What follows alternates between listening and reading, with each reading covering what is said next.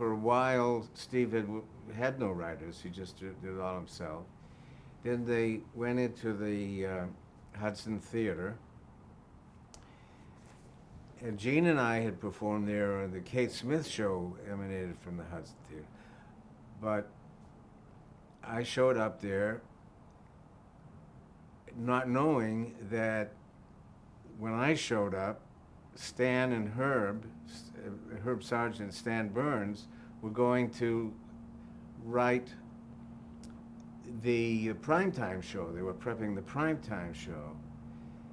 And Billy Harback went to prep the primetime show as producer. So Nicky Vanoff was associate producer, but actually producer, and I was the only writer. I mean, for the first, you know, it seemed like 5 years, maybe it was 4 or 5 weeks.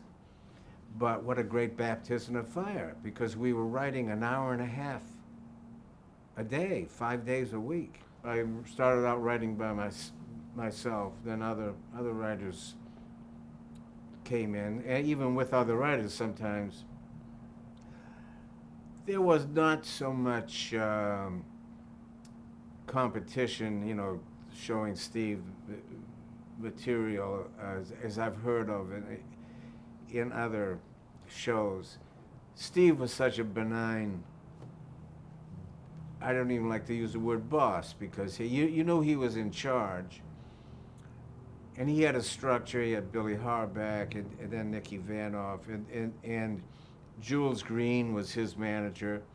Everybody was, it was a great, that family, Steve Lawrence, Edie Gourmet, Andy Williams, and Pat Kirby. Pat would have been a star, but she elected to leave the business. This is, you know, 1955, 1956. So I had the benefit of really growing up in this industry, from being a page, barely when it was getting television. When I say industry, I mean the Right. television. The single most gentle gentleman I ever knew. He and so bright and so broadly gifted that he didn't have to worry about anything. You know, he didn't. I've been with people that have been so dependent on their support system that it can manifest itself negatively. You know, they lash out. Steve was, I hate to even use the past tense. He just is a great force. I miss him very dearly. We would write monologue jokes. Steve was so, he never had a resentment of writers, but he had a feeling, which was true, that he didn't really need them, you know, because he got where he was doing everything, or either ad-libbing, which is writing, and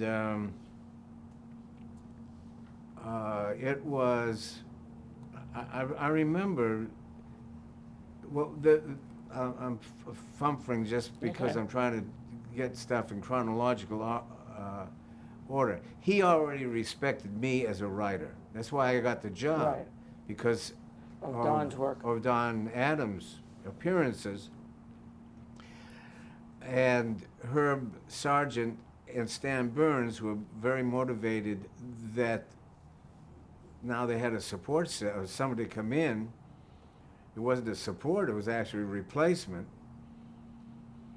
And it was just everything was perfect except the money. I mean, I was writing an hour and a half a day, 5 days a week for $300.